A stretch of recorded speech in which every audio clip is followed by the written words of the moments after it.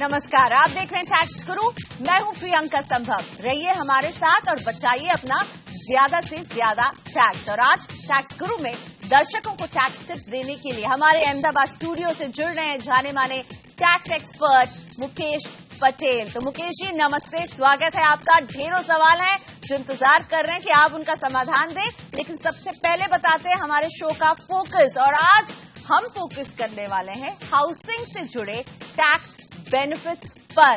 तो जानिए हमारे साथ हाउसिंग के लिए आईटी कानून में कितने तरीके की मिलती है छूट, क्या करीबी रिश्तेदारों के लिए हाउसिंग लोन पर भी मिलेगा आपको टैक्स बेनिफिट, और कैसे मिल सकता है एक साथ एचआरए का फायदा और होम लोन के पेमेंट पर भी छूट। तो ये सारी काम की बात आपके लिए आज हम लेकर आए हैं।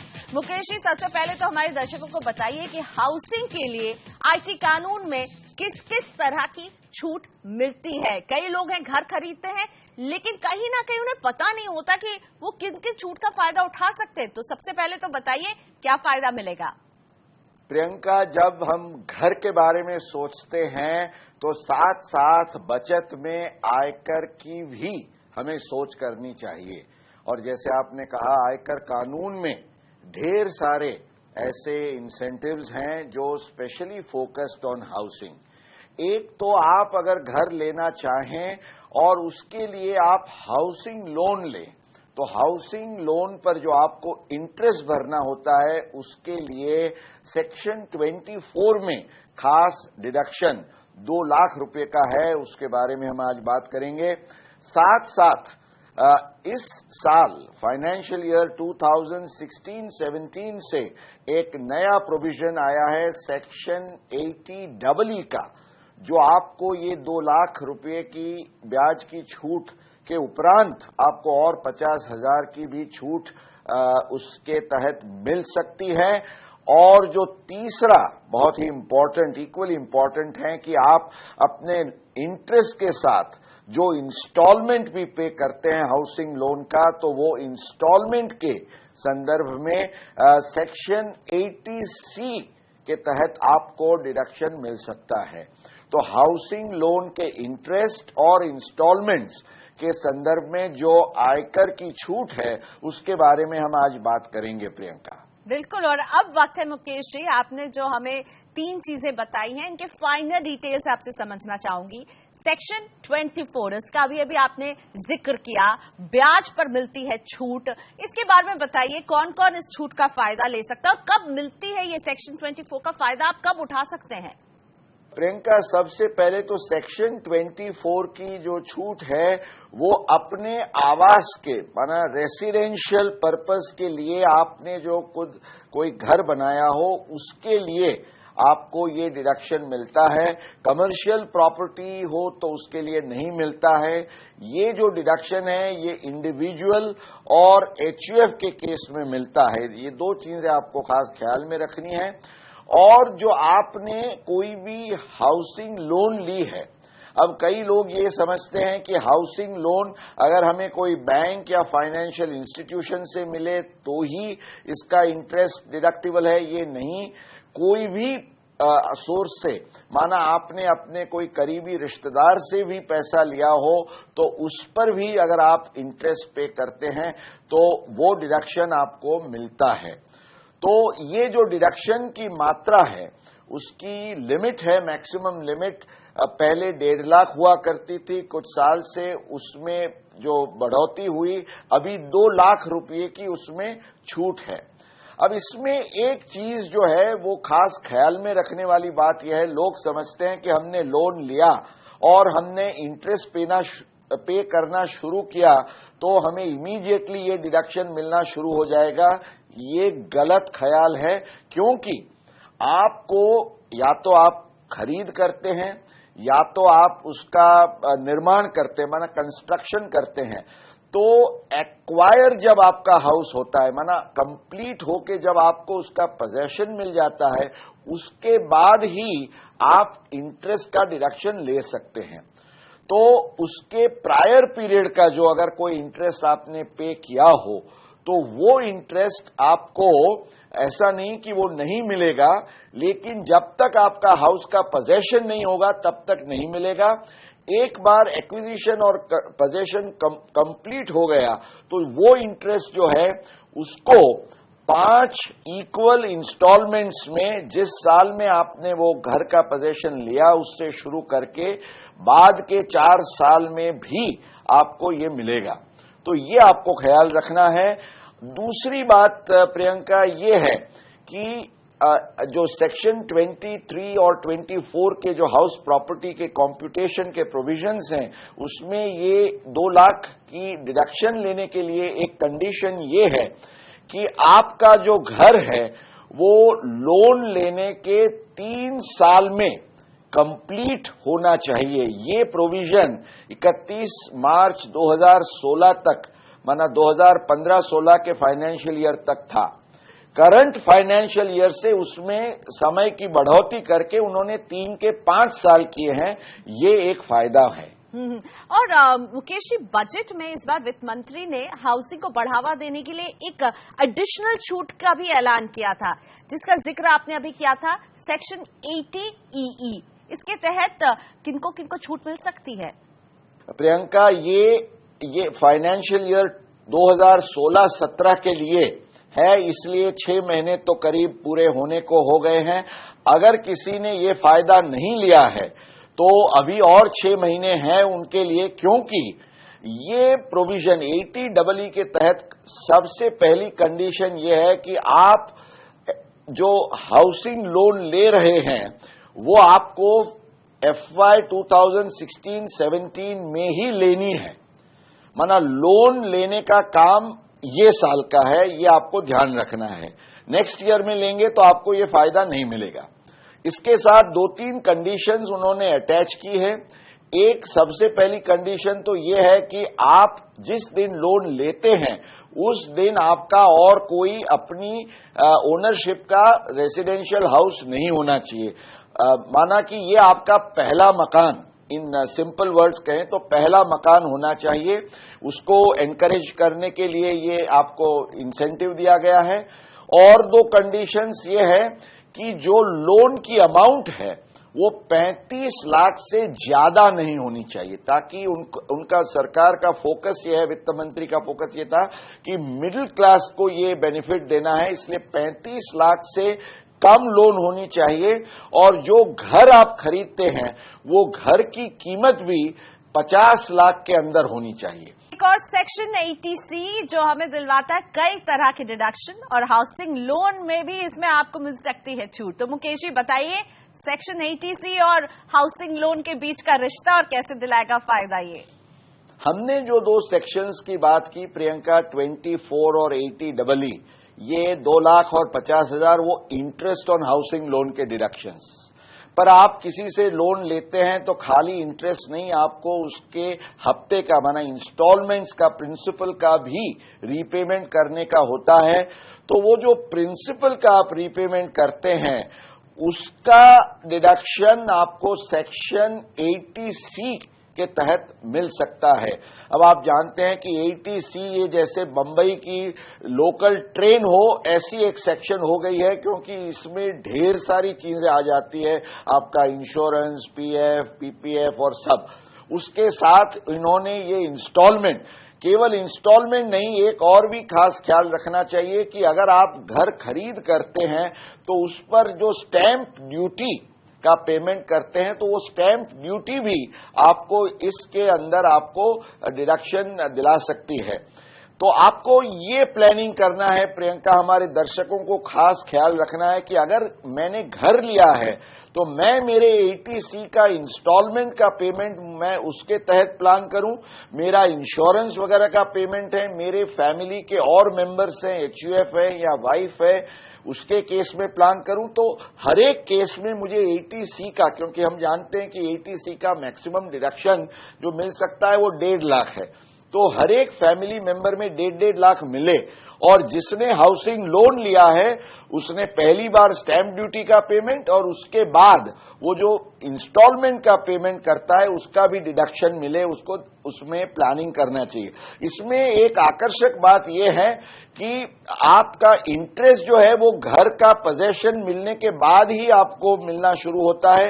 मैंने जो समझाया वो 5 साल में स्प्रेड ओवर होता है, पर 80C के तहत आपका जो प्रिंसिपल इंस्टॉलमेंट का पेमेंट है वो from day 1 you can claim, उसमें आपको ये घर का पोजेशन लेना जरूरी नहीं है। तो ये बात हुई हाउसिंग लोन के इंटरेस्ट और प्रिंसिपल पर आपको किस किस तरह की छूट मिलती है। अब मुकेश जी उन सवालों को शामिल करते हैं जो हमारे दर्शक जिनका जवाब जानना चाहते हैं। और पहला सवाल है अहमदाबाद से निखिल शाह जी का, मेरे साथ फोन लाइन पर हैं। नमस्ते निखिल जी, पूछिए अपना सवाल। मुकेश पटेल जी बिल्कुल तैयार है आपको समाधान देने के लिए, बताइए क्या समस्या है। मैडम मेरा सवाल ये है कि मैं घर चाहता हूँ जिसके लिए मुझे 25 लाख हाउसिंग लोन की आवश्यकता है। अगर ये मैं लोन किसी संस्था या बैंक से लेता हूँ तो मुझे EMI नियम के अनुसार हर महीने उसको भुगतान करना पड़ेगा। अगर मैं ये लोन अपने सीनियर सिटीजन पिताजी है उससे लेने के विकल्प में अगर मैं ध्यान में रखते हुए बात करूँ तो मुझे 8% ब्याज प्रति वर्ष चुकाना पड़ेगा और वे मुझे किस्त अपनी अनुकूलता से जमा करने के लिए सुविधा भी दे सकते हैं। तो टॉप टैक्स ब्रैकेट में आने के कारण ये जानना चाहता हूँ, मेरा सवाल ये है कि जो लोन की किस्त है और जो ब्याज है जो मैं बाद में अपनी सुविधा से मैं भुगतान करूँ तो मुझे ये टैक्स डिडक्शन का लाभ मिल सकता है या नहीं मिल सकता है। निखिल जी आप अहमदाबाद के हैं और हर अहमदाबादी को ऐसे टैक्स प्लानिंग और टैक्स सेविंग के अव्वल नंबर के विचार आते हैं, उसमें कोई भी सरप्राइज नहीं है। एक्चुअली आपके सवाल से इंस्पिरेशन लेके हमारे बहुत सारे दर्शक अपना बहुत खूबसूरत प्लानिंग कर सकते हैं। दोस्तों मैंने जैसे आगे बताया कि लोगों का ख्याल ये है कि ये जो लोन है वो हम किसी बैंक या फाइनेंशियल इंस्टीट्यूशन या हमारे एम्प्लॉयर कंपनी से ले तभी हमको डिडक्शन मिलता है सेक्शन 24 के तहत। ये बात सही नहीं है। अगर आपने अपने कोई भी नजदीकी रिश्तेदार, जैसे इस केस में निखिल जी के पिताजी हैं, उनके पास से लोन लेना है या तो समझ लीजिए आपके कोई दोस्त के पास से भी आपको लेना है तो ये आपको इंटरेस्ट डिडक्शन अंडर सेक्शन 24 आपको जरूर मिल सकता है। 80EE नहीं मिलेगा क्योंकि 80EE में इट इज अ बैंक और इंस्टीट्यूशनल लोन, पर 24 जो 2 लाख रुपए का है वो आपको मिल सकता है। अब निखिल जी के सवाल का जो एक दूसरा अंश है वो बहुत ही इंपॉर्टेंट है। उनका कहना यह है कि भाई उन्होंने समझ लीजिए कि जैसे 20 लाख की लोन या तो 25 लाख की लोन ली है और 8% ब्याज अपने पिताजी को देने का तय किया है 2 लाख रुपया, तो उस केस में सवाल ये खड़ा होता है कि भी 2 लाख रुपया एक्चुअली पे नहीं किया, बैंक तो आपसे वसूल कर ही लेगी। पिताजी कहेंगे बेटा अभी तुम्हारा फाइनेंशियल कंस्ट्रेंट है तो अगले साल देना या जब भी आपको कन्वीनियंट हो तब देना। तो सवाल यह है कि पिताजी को आपको पेबल है इंटरेस्ट, माना देने का है, पर एक्चुअली पे या पेड नहीं किया है तो आपको सेक्शन 24 का डिडक्शन मिलेगा। तो उसका जवाब है निखिल जी हां, क्योंकि जो सेक्शन 24 है जिसके तहत आपको ये डिडक्शन मिलता है वो ये कहता है interest payable on housing loan. Interest paid on housing loan की बात नहीं है, माना वित्तीय वर्ष में एक्चुअल इंटरेस्ट पे करना जरूरी नहीं है, वो पेबल हुआ होना चाहिए।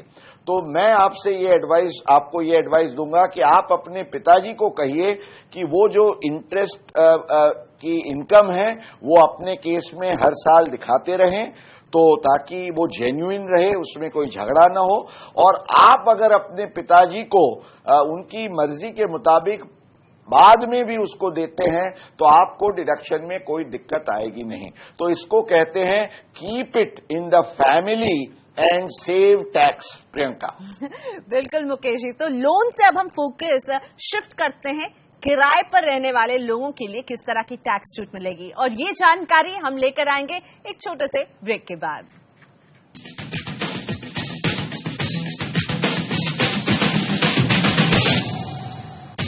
Welcome back. आप देख रहे हैं टैक्स गुरु। हमारी कोशिश है कि हम आज अपने टैक्स एक्सपर्ट मुकेश पटेल से समझें कि हाउसिंग और टैक्स बचाने के बीच रिश्ता क्या है, क्योंकि इसमें फायदा आप ही का है। होम लोन पर तो हमने काफी बातचीत करी, लेकिन हमारे कई दर्शक हैं जो अपना घर लेने के बजाय बड़े पैमाने पर किराए के घरों में रहते हैं।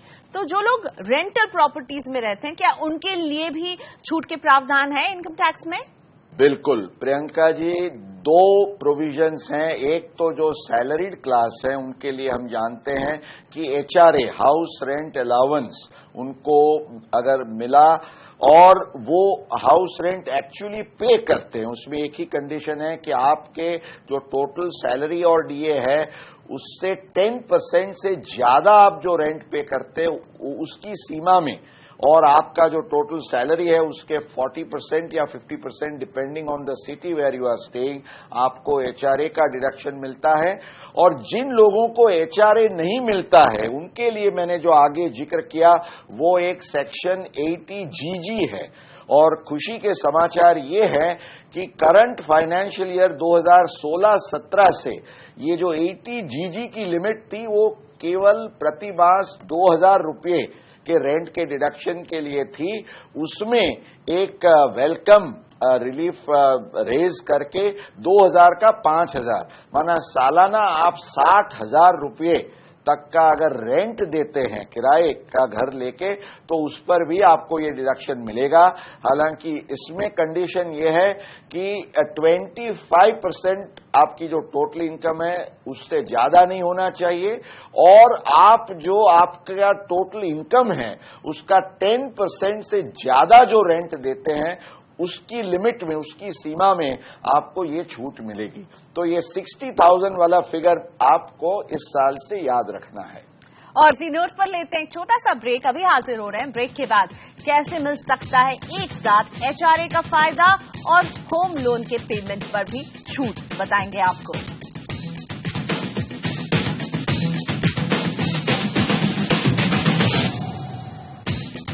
Welcome back. आप देख रहे हैं टैक्स गुरु, टैक्स एक्सपर्ट मुकेश पटेल आज हमारे साथ जुड़े हुए हैं आपके सवालों का जवाब देने के लिए। बड़ौदा से बिमल मेहता के ईमेल को शामिल करते हैं। बिमल जी का अपना घर राजकोट में है जो खाली पड़ा हुआ है और वो इस घर के ईएमआईज रेगुलरली पे कर रहे हैं। बिमल खुद बड़ौदा में रहते हैं और ये किराए के तौर पर 1,44,000 रुपए देते हैं। कंपनी से एचआरए के तौर पर 80,000 रुपए इन्हें मिल रहे हैं। बिमल जानना चाहते हैं कि क्या ये हाउसिंग लोन के ब्याज का फायदा उठाना जारी रख सकते हैं, साथ ही क्या इन्हें एचआरए की छूट भी मिल सकती है, तो क्या डबल फायदा उठा सकते हैं बिमल? मुकेश जी। बिमल जी, टैक्स गुरु की ओर से हम कहें कि तथास्तु, आपकी दोनों इच्छाएं पूरी हो, क्योंकि आयकर प्राविधान जो है उसमें एक विशेष एक छूट ऐसी है कि जब सेक्शन 23(3) रेड विथ सेक्शन 24 कि जब कोई भी टैक्स पेयर जिसका ये अपना घर हो वो घर का वो ऑक्यूपाई पोजेस नहीं कर सकता है, इस कारण से कि वो कोई और जगह पे उसको अपना नौकरी धंधा या उसका व्यवसाय चल रहा है। और आपका उसी केस में आएगा कि आपका घर है राजकोट में, जरूरी इतना ही है कि राजकोट का घर आपको और कोई उपयोग नहीं करना है, उसको खाली रखना है। तो राजकोट के घर में जो आप इंटरेस्ट का पेमेंट करते हैं वो आपको बिल्कुल बाकायदा डिडक्शन मिलेगा, उसमें आपको कोई बात नहीं आएगा। और आप बड़ौदा में काम कर रहे हैं, वहां आप एक्चुअली रेंट पे कर रहे हैं और आपको एचआरए मिल रहा है, इसलिए एचआरए का जो प्रोविजन है सेक्शन 10(13)(a) उसके सब कंडीशंस आप फुलफिल करते हैं, वहां आपको एचआरए का फायदा मिलेगा। यहां आपको इंटरेस्ट ऑन हाउसिंग लोन पर समझ लीजिए ये इसलिए क्योंकि आप दो अलग अलग शहरों में हैं। अगर एक ही शहर में आप अपना घर खाली रख के फिर आप दूसरा घर लेके उसको अगर उस पर रेंट भरें तो आपको ये फायदा नहीं मिलता है। It is only because of this special provisions. तो टैक्स गुरु से ये फायदा आप लेके आज खुश हो। और इसी के साथ शुक्रिया मुकेश जी, आपने वक्त निकाला हमारे लिए, हमारे दर्शकों के सवालों का समाधान दिया। टैक्स गुरु में आज हमारे साथ इतना ही। आप अपने सवाल हमें भेजते रहिए एसएमएस के जरिए, टीचर लिखकर स्पेस दीजिए, अपना सवाल 51818 पर भेजिए। हमें आप ईमेल कर सकते हैं tax@moneycontrol.com पर। साथ ही में हमारा पता भी आपकी स्क्रीन पर है। तो टैक्स का कोई भी सवाल जो आपको परेशान कर रहा हो, अपनी परेशानी लिख भेजिए हमारे पास। तो आज हमें यही इजाजत दीजिए, अगले हफ्ते हम फिर हाजिर रहेंगे आपका टैक्स बचाने के लिए। नमस्कार।